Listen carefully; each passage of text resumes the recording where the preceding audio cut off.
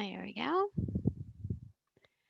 And let's get started. So we're going to be talking today about a federal tax update specific for tax-exempt organizations.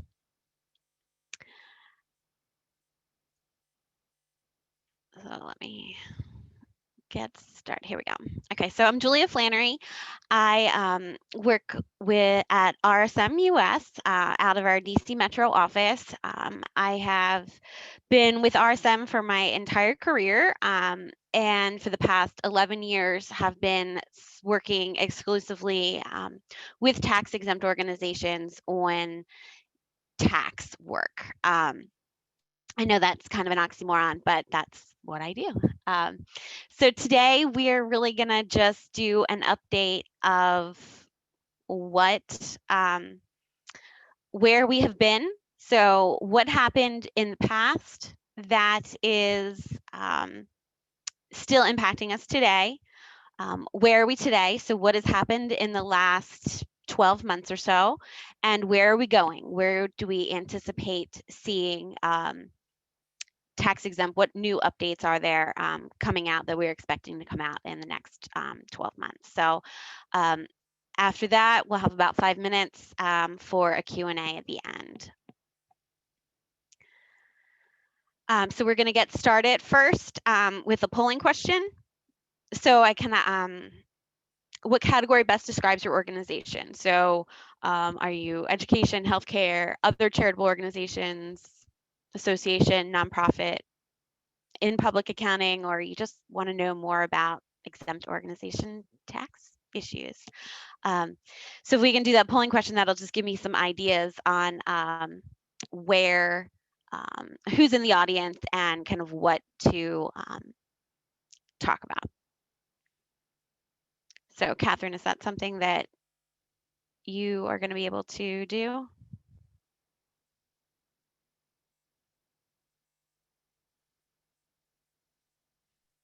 Did it launch? Can you see it? Oh, there it is. There we go.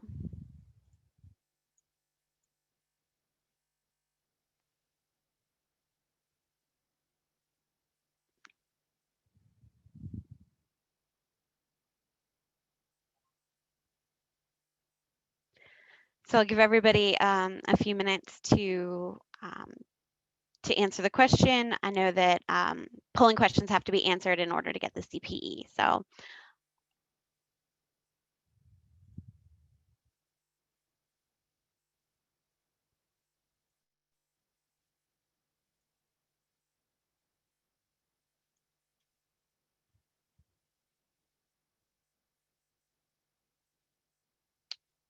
Catherine, how are we doing? Looks like we're just waiting on one more response, so we'll give it a few more seconds.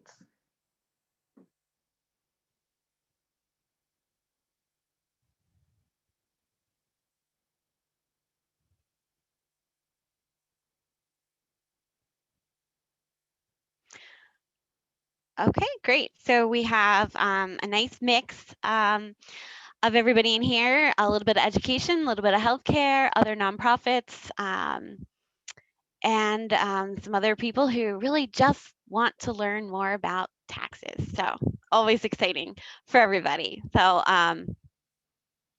thank you, and let's continue on.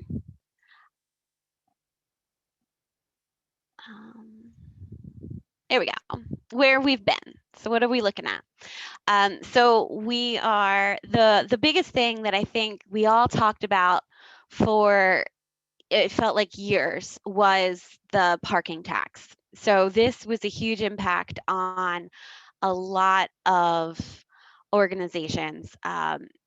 Almost everybody, if you didn't have parking fringe benefits, then you were still hearing about this. So it was a great little holiday gift a couple years ago, was when on December 20th, the parking tax was repealed, and they made it retroactive.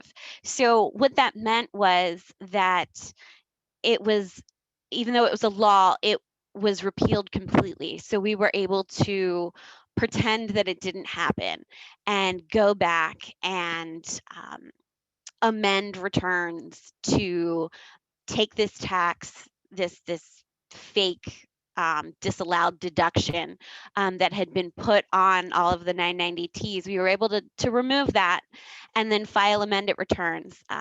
So back in I think last January, the IRS provided guidance explaining how to do this. It was you put a specific thing on specific language on the 990T and had a specific place to mail the amended returns that were being amended specifically just to remove this item.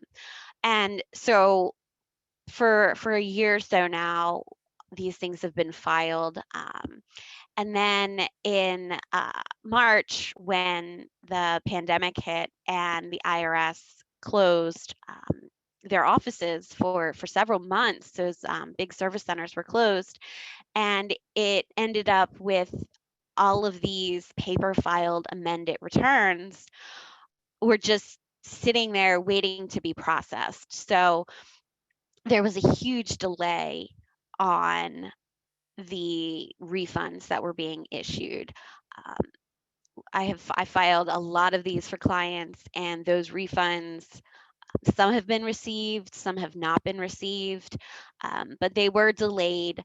So hopefully at your organization, it would have been great if this didn't apply, but if it did, that you were able to get those amended returns. If you haven't filed them yet, you still can file those amended returns and request the money back. So that was a big thing that we talked about, and I'm really excited to hopefully not talk about this again. Schedule B. Schedule B is the schedule in the Form 990 where we list the names and addresses and the amounts of the donations that were received during the year. So over the past couple of years, there's been some discussion and some guidance out that said that um, only 501c3 and political organizations needed to report the names and the addresses on the Schedule B. So in May of this year, of 2020, Treasury and the IRS did file final regulations regarding this issue. So there were a lot of the states had a lot of questions. They wanted to get the names and the addresses of the donors from the C4s in particular, and the C6s.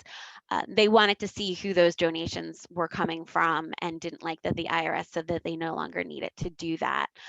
So there was some back and forth between the government, the Treasury and the IRS and the state judges and state legislatures about this. But at least from the IRS standpoint, final regulations have been issued. They are consistent with the proposed regulations that were issued in September of 19. And so this has kind of gotten to an end. So if you are a 501c3 or a political organization, a charity, there's no change, no impact. You still have to report the names and the addresses of your donors on a Schedule B that is filed with the IRS. The IRS then takes those schedules that they receive, and when they put them on their website or they distribute them to GuideStar or Charity Navigator, they completely redact that Schedule B. So the Schedule B never goes anywhere. When you are providing your 990 to others, you would also not provide the names and the addresses, but you would provide the amounts.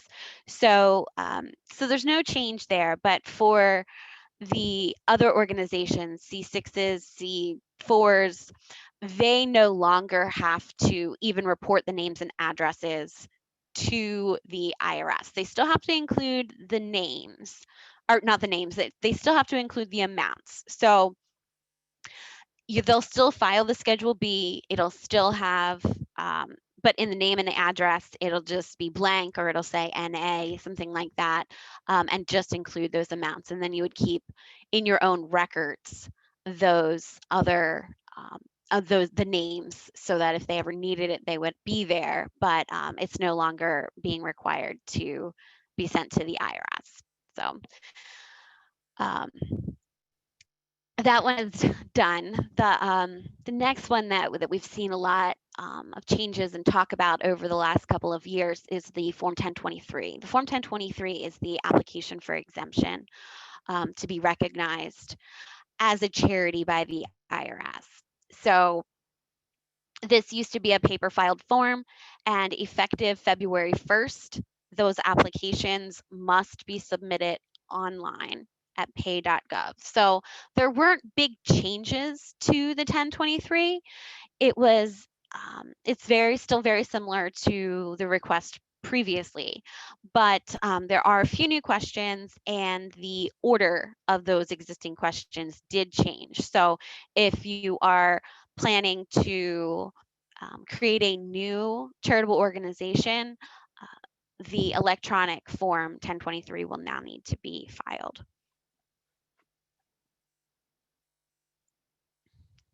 So where are we today? What have we seen? What updates have happened in the last 12 months or so? So here's kind of what, just a quick summary of what we're going to be talking about, new guidance that happened during 2020. So there was simplification for private foundations.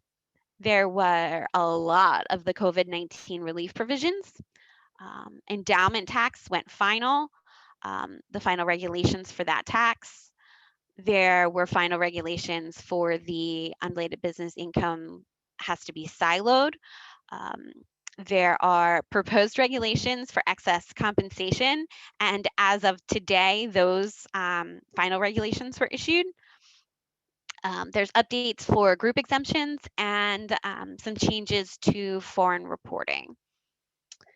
So just to kind of jump in on the private foundation changes. So in the past, there was two different tax rates for net investment income. You could qualify for a 1% rate, and if you didn't qualify, then the tax was 2%.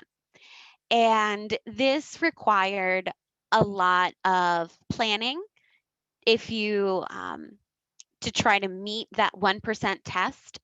A lot of private foundations spent a lot of time in November, December trying to figure out exactly how much they needed to distribute to be in that 1% tax bracket. And then after, when the returns were being filed and people were looking at the actual returns, then a lot of additional time was being spent trying to determine why or what could have been done if projections were off. This could cause a lot of questions with estimated taxes. If you were expecting to be in the 1% tax bracket and then you ended up being in 2, then you were underpaid, or if it was the other way around, you were significantly overpaid. So this new provision really does simplify things. And that's not usually what we hear. We don't usually get something that truly makes things easier. So most people are pretty happy with this change.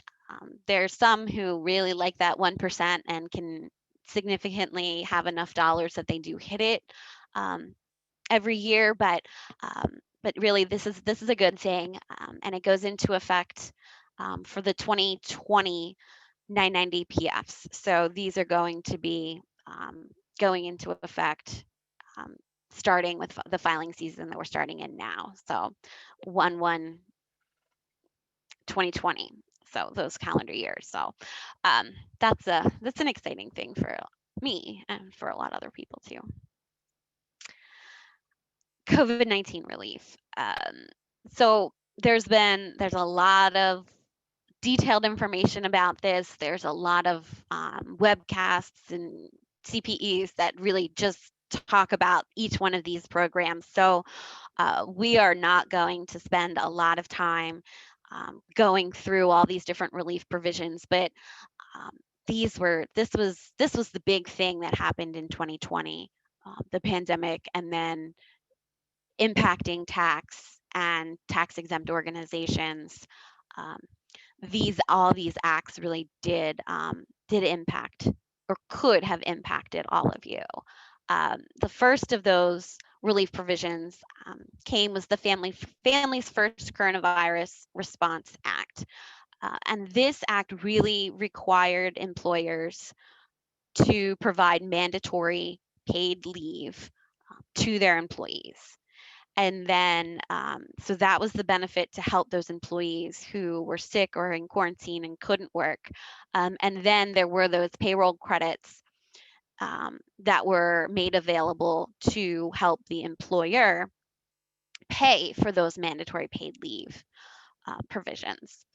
Then the next act that was passed was the CARES Act, and this is the really big one, the one that everybody is still talking about. The most talked about, I think, of all of those provisions is the Paycheck Protection Program, the PPP, those PPP loans, and then the loan forgiveness and what dollars go into and can be used for those loans, and how to document it and what to do with it. So what we're seeing from a kind of a 990 reporting of those PPP loans, for a lot of our fiscal year ends, we're seeing those outstanding PPP loans on the balance sheet. So those are just reported as an other liability.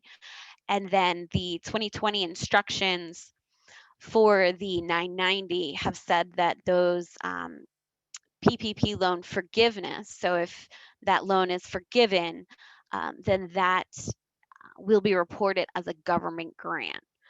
So, so that's kind of the reporting that we're seeing now for those PPP loans. May have impacts for schools on their education, their Schedule E for education information for the, there's a question related to government support. So this would be something that should probably be checked as support from a government agency if you are an educational institution and you're getting PPP loans. So the next of those was the economic injury disaster loans, the Main Street lending program. There were employer payroll tax deferrals. There were employee payroll tax deferral. That wasn't in the CARES Act. That was just an executive order that was issued later in the summer. The employee retention credits, all of those could have applied to nonprofit organizations. Then there were charitable contribution deduction incentives. So this was a big one for a lot of charitable organizations and for individuals who wanted to make donations, who wanted to help, and for corporations as well. So the incentives included above the line deductions for individuals, 25% deductions for corporations, and these were just for cash donations to traditional public charities. So there's definitely some good extra incentives there. And then there were also general business incentives that had an impact on unrelated business taxable income. So there were changes in those NOL rules. So the Tax Cuts and Jobs Act made some changes to NOLs. The CARES Act then adjusted those provisions for 19 and 20 to help impact and to help struggling businesses there. It also put into effect a NOL that you were allowed to do NOL carrybacks, again, which weren't allowed after the TCJA went into effect. So if you had And that was even allowed for siloed years. So if you had losses and you had gains in one of the 5 previous years, you were able to go back and truly request a refund. Again, those refunds had to be filed in paper, and the IRS is still delayed in getting all of that paper filed. So it was not a huge cash impact. It wasn't going to help you get cash immediately, but every little bit helps. So there would have been some provisions there that could get some refunds back. Um, for healthcare organizations, for hospitals, there was the community health needs assessment and the implementation strategy. Um, that deadline got extended to December 31st, 2020. Um, and then in the end of 2020, December 27th, the new Economic Aid to Hard Hit Small Businesses, Nonprofits, and Venues Act was signed into law. And this did have a big impact for those PPP loans. It expanded the eligibility to certain 501c6 organizations. So that was a big help for a lot of the associations. And it also added new funding for potentially for getting new loans from the PPP.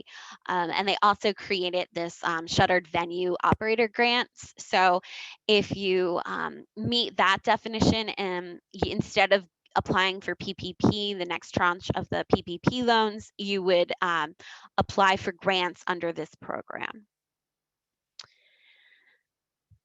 So that's just a really quick version of the relief provisions this past year. Also new this year was the final regulations were issued for the endowment excise tax. So this really only applies to certain colleges and universities that have over $500,000 in non-exempt use assets per student. So it's just a handful of those colleges and universities that are impacted by it now. But it was not indexed for inflation. So as endowments grow and investments get bigger, more and more colleges and universities may be impacted by this excise tax. And it's very similar to the net investment tax that's paid by private foundations. So the calculation is very similar. It's looking at similar assets there to impose. And this tax is at 1.4%. The new excise tax for investment income for the private foundations is 1.39%. Why they couldn't make this the same, I don't really know, but they didn't. They want us to make sure we have as many percentages in our heads as possible. So the final regulations that were issued were very similar to the proposed regs, and it did just provide additional examples and help for calculating this tax. So then the next regulations that were issued, final regulations that were issued, were for the siloing rules. So this was the other kind of main tax that was put on nonprofit organizations in the TCJA. So they did finally get the regulations out for that. And they were generally, the final regs came out and they were pretty taxpayer friendly. They're split the different business activities. So prior to the 2018, tax-exempt organizations were able to take their all their business activities and lump them into one. So if one had a big loss and one had a big gain, then they would be able to offset each other and taxable income would be significantly smaller.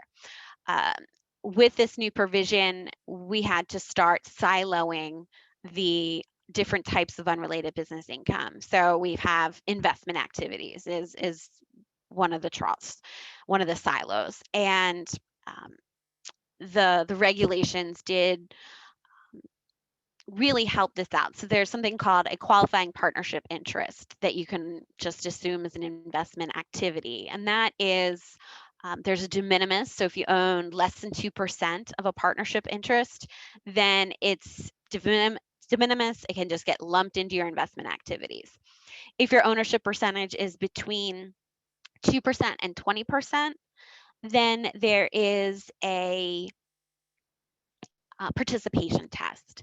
So you'd look to see what kind of activities, what you're doing with the partnership, to see if you really have an active arrangement or if it is still truly really passive activity, and in that case it would be lumped into these investment income or these investment activities.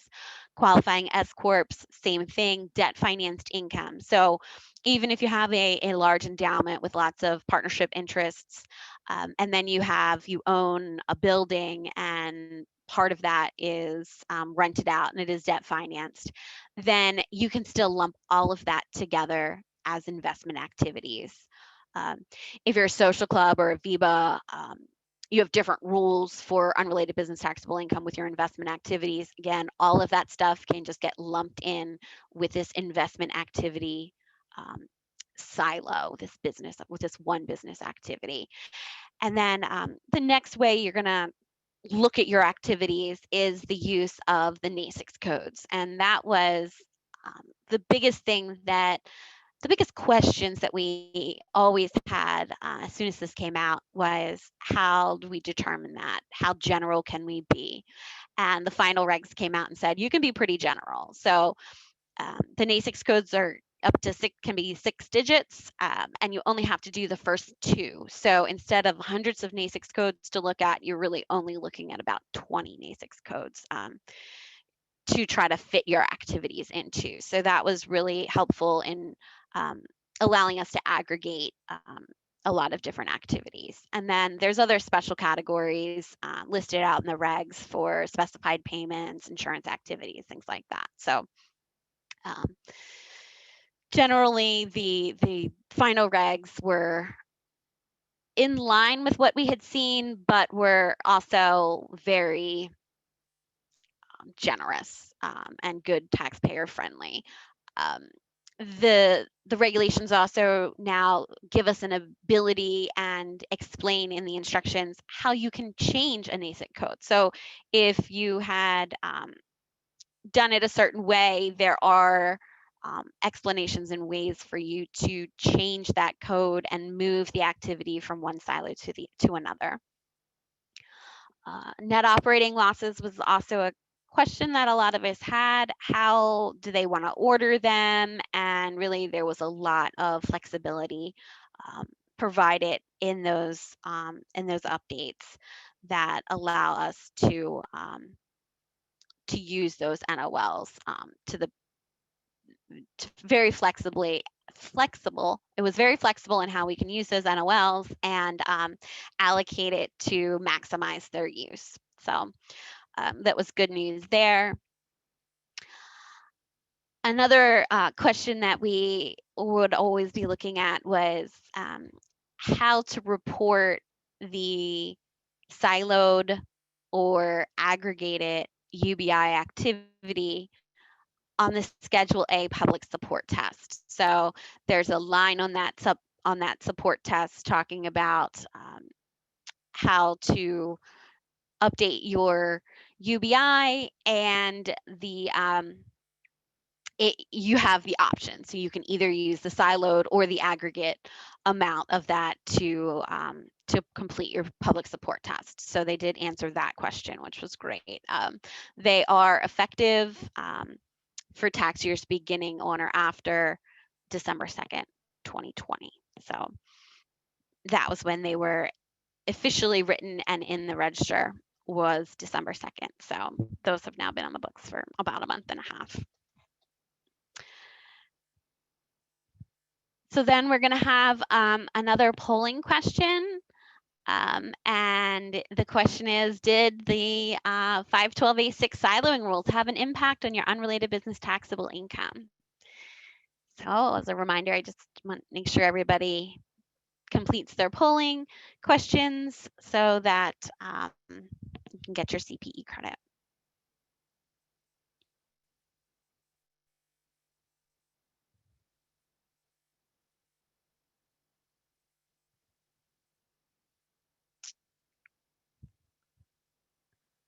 Give that another minute or so everybody can get their answers in.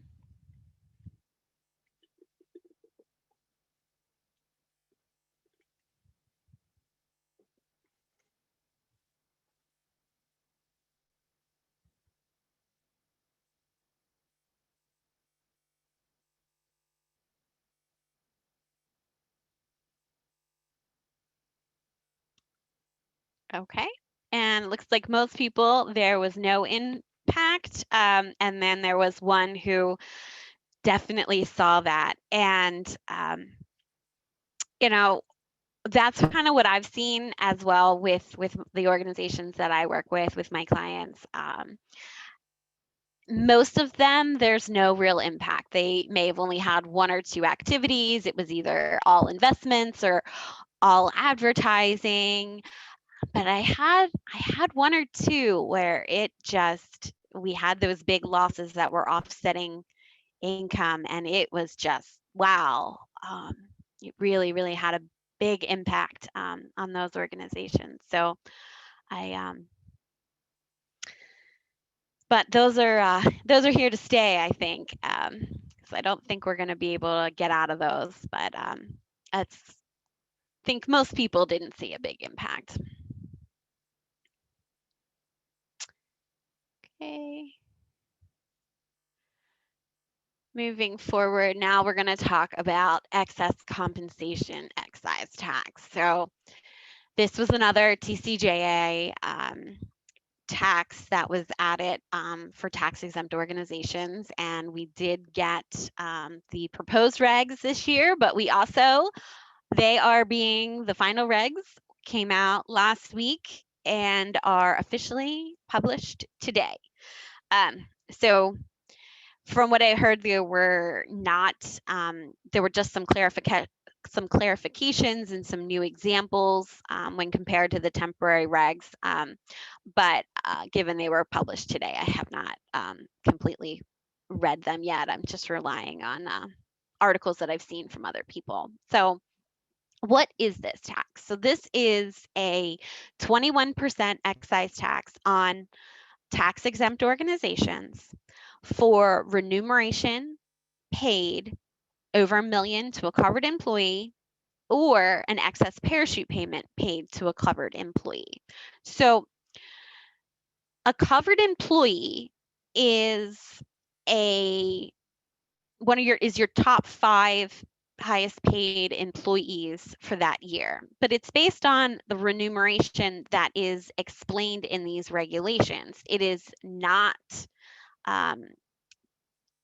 equal to your W-2 compensation, which is what we report on the 990. So the covered employee list could very well be different than the top 5 employees that are listed on your 990. So for organizations that have a lot of highly paid employees and even others, this is really something that we need to be keeping a list of, keeping an idea of who our covered employees are, because once you're a covered employee, you're always a covered employee. And the remuneration over $1 million could be, it doesn't necessarily just mean salary. It could be salary plus benefits, plus deferred compensation payouts. So if you had a 457F plan, a non-qualified deferred compensation plan in place that vests on just a single day, then that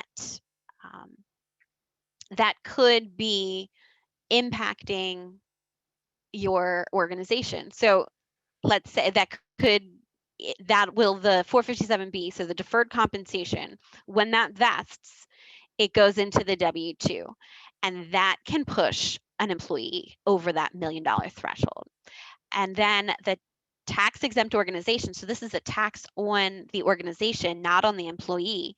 So the difference between the remuneration over $1 million and $1 million is then multiplied by 21%, and that's the tax that the organization needs to pay. And so that's that remuneration piece. And then there's also an excess parachute payment piece, which is if a covered employee is given a payout, usually involuntary separation from their job, this will, and if that amount is more than 3 times their base compensation based on the last 5 years, so you look back at the last 5 years and what their base compensation was, and you'd multiply that base compensation by 3. If the payment was greater than that amount, then the 21% excise tax is paid on the excess. So this can get really high. It doesn't have to be over $1 million, but it's on the difference there. So if the base compensation is 100 and the payout was 400, then the tax is being paid on 300. And the 21% tax is based on the federal tax rate. So it's not actually written as 21% tax. It's raised as equal to the corporate rate.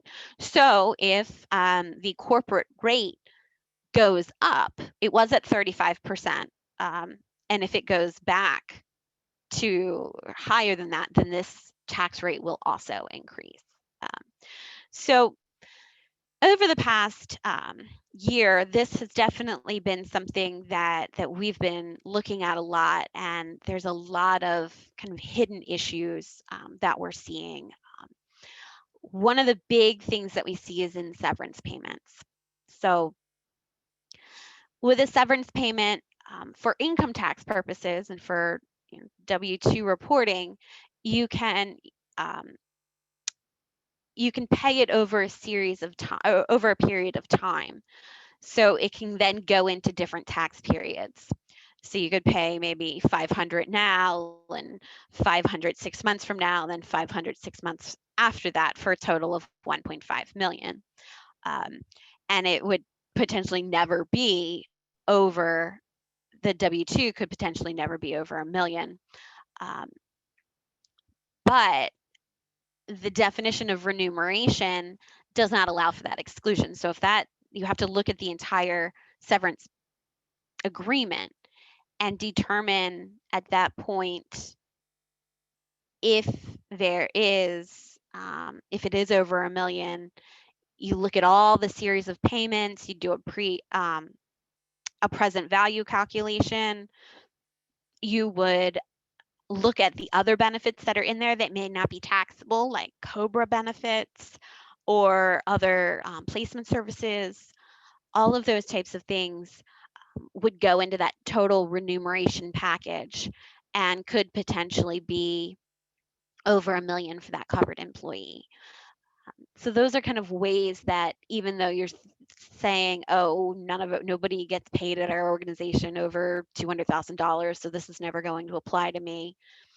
There's enough times where it might. It's always just something to keep in the back of your mind when you are looking at employment agreements, severance agreements, and deferred compensation.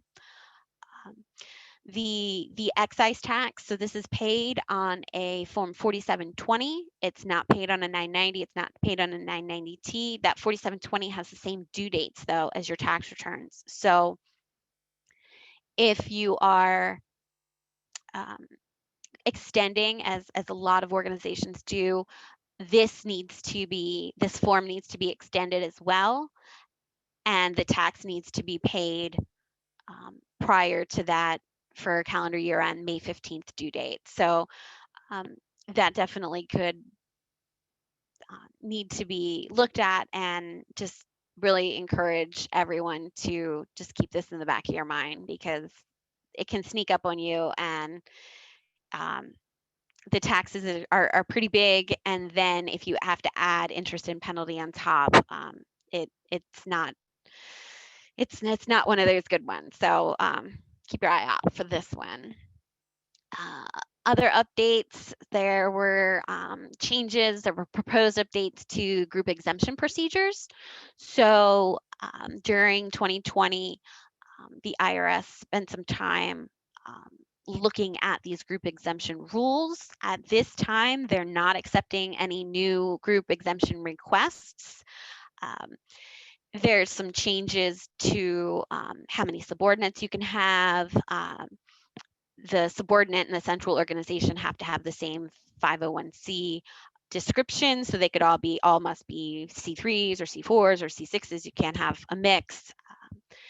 There must be governing instruments that are uniform. So this has come up, and it's on the IRS's radar, and this is definitely something that for those of you who may either work with groups or be part of a group exemption to keep your eye out on, because I think things are going to be changing there. The other item that is significant penalties for tax exempt organizations that I just want to always want to remind everybody about are foreign reporting. So for many organizations, if you have a big endowment, you have alternative investments.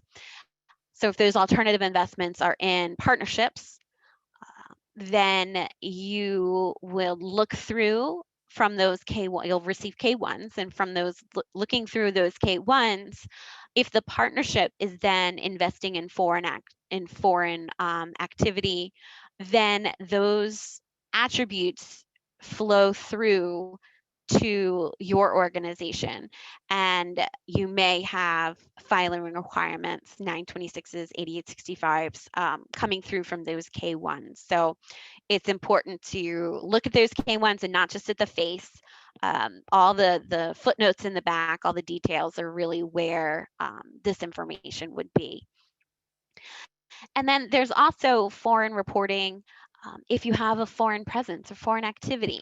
So maybe in your endowment, you are, instead of investing through US partnerships and getting a K1, you are investing directly in that Cayman Island hedge fund or something similar to that. So in that case, again, you may have these 926, 8865, 5471, these filing forms that need to be attached to your 990 or your 990T to report that activity. You could also have it through ownership in foreign entities, control of any foreign NGOs, with everything going on with people really moving remotely.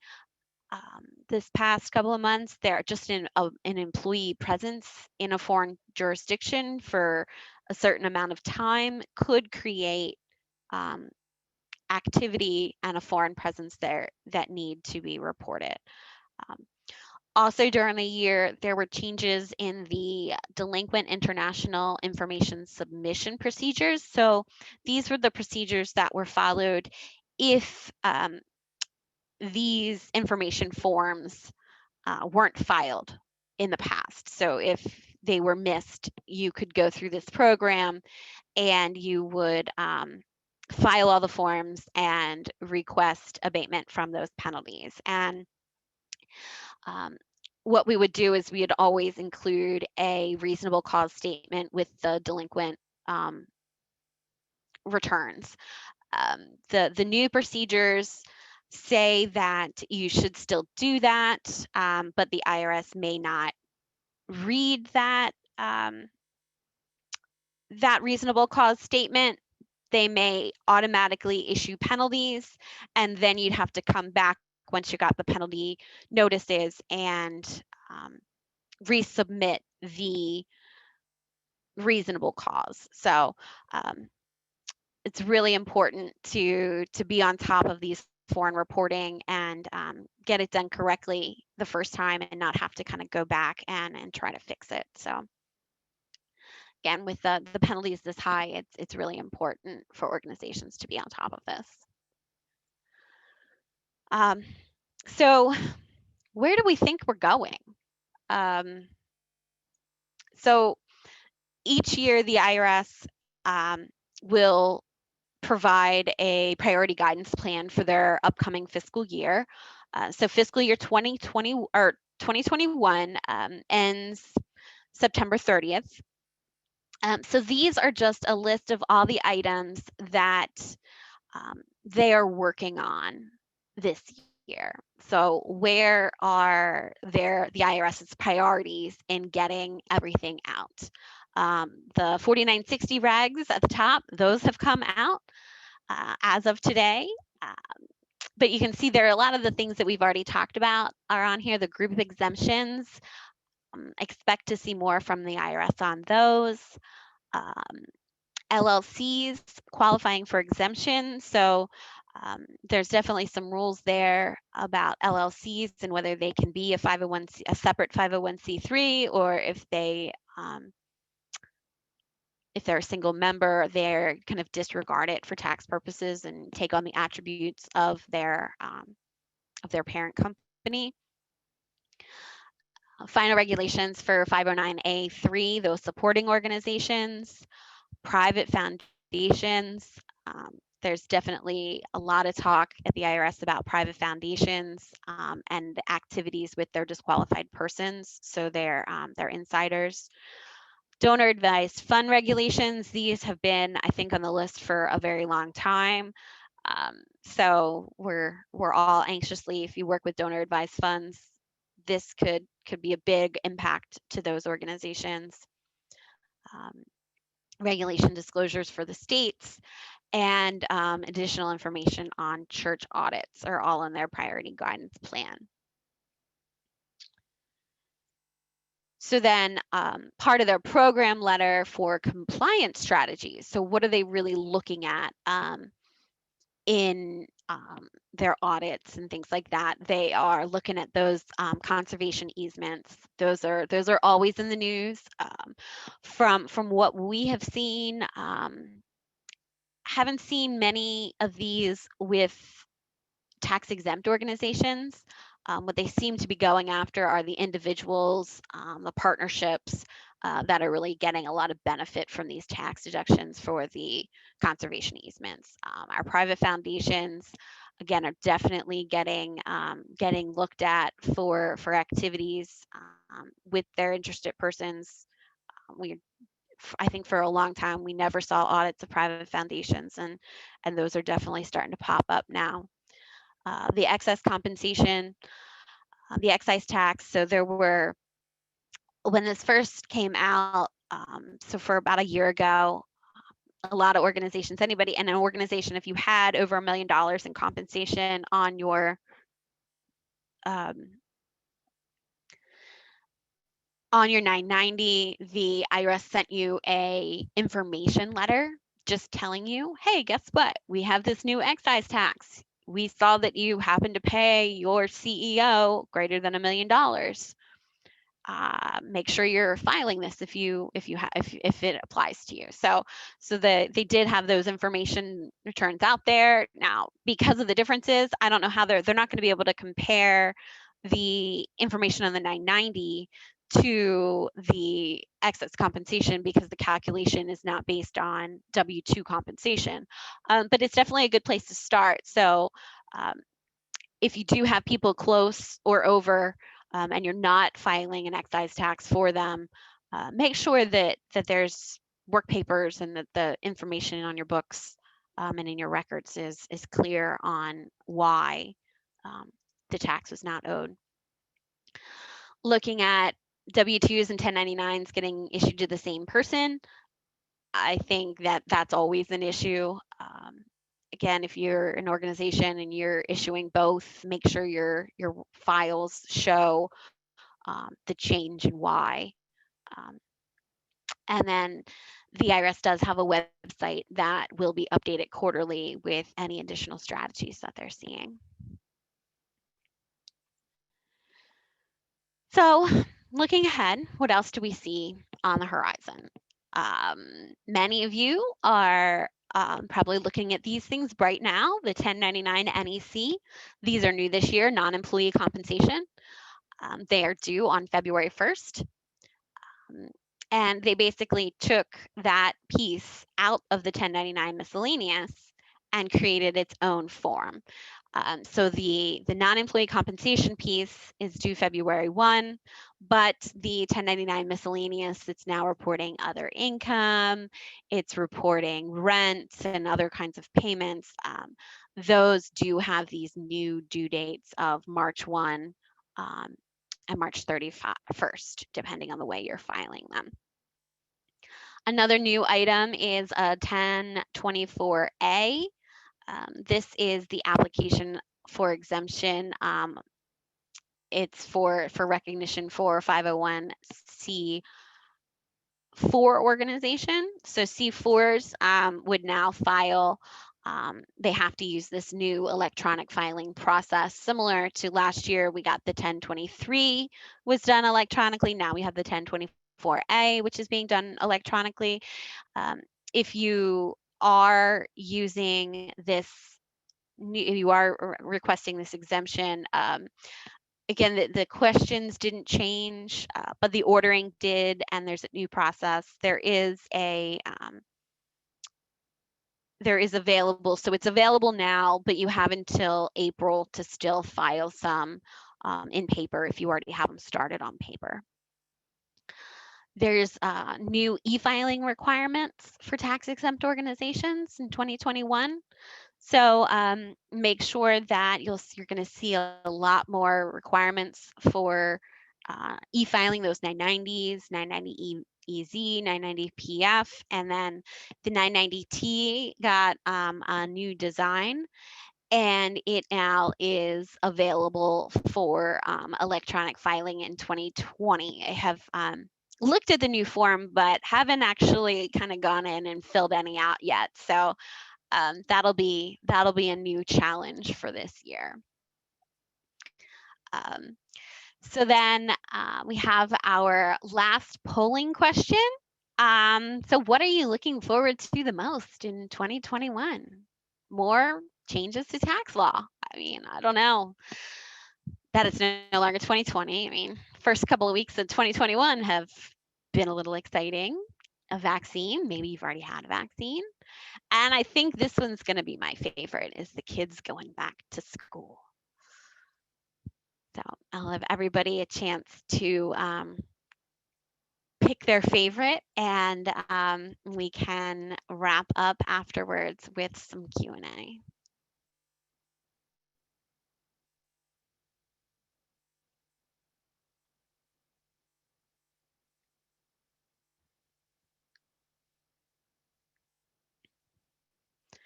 All right, a vaccine. Excellent.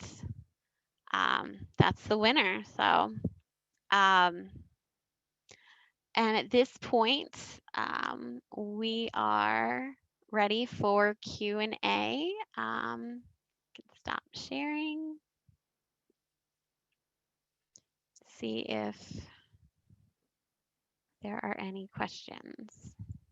We have just a few minutes left for Q&A, so if you have any questions, you can put them in the Q&A section or in the chat section so you can get to them. Yep.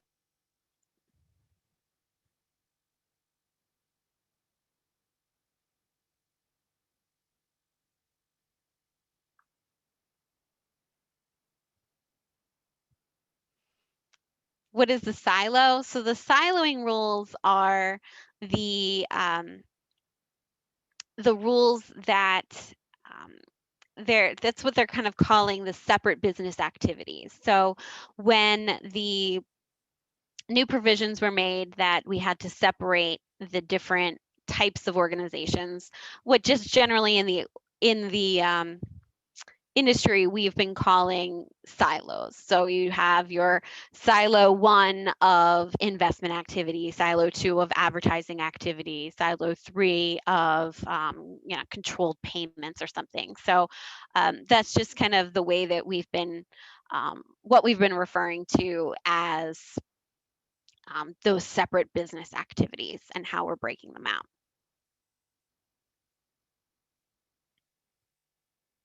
All right, well, if that's all of our questions, then just as a reminder, give us about a week to fill out or to send out the slides and the CPE evaluations and your certificates. And Julia, thank you for joining us and presenting for us today. We really appreciate it.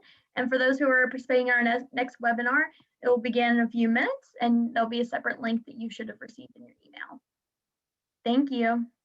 Great. Thank you.